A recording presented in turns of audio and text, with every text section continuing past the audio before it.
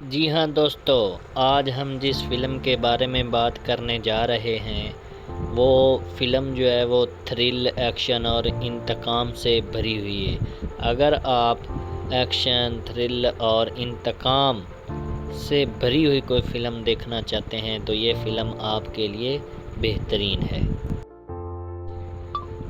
Film کی کہانی ایک تجربہ کار ٹرک ڈرائیور کے گرد گھومتی ہے جو خطرناک برفیلے راستوں پر اپنی زندگی جو ہے اس کا خیال کیے بغیر، یعنی کہ اپنی زندگی کا رسک لے کر سامان پہنچاتا ہے۔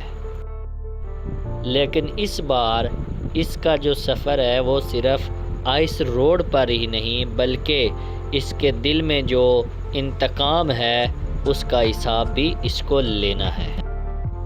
فلم کی کہانی اس وقت شروع ہوتی ہے جب ہیرو کی جو بیوی ہے اس کا قاتل سالوں بعد جیل سے رہا ہو جاتا ہے اور وہ آزاد گھومتا ہے۔ یہ دیکھ کر ہیرو سے برداشت نہیں ہوتا اور وہ اپنے انداز میں بدلہ لینے کا فیصلہ کر لیتا ہے۔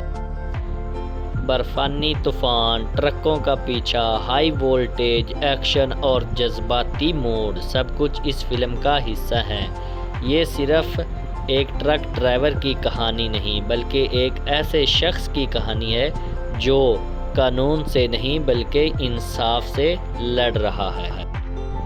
فلم کی شوٹنگ ایک برفیلے علاقے میں کی گئی ہے جو ایک زبردست سنسنی اور حقیقت کا احساس جو ہے وہ دلاتی ہے۔ اگر آپ کو revenge, thrill, ice road survival کہانیاں پسند ہیں تو آئس روڈ وینجینیس آپ کے لیے بہترین فلم ہے۔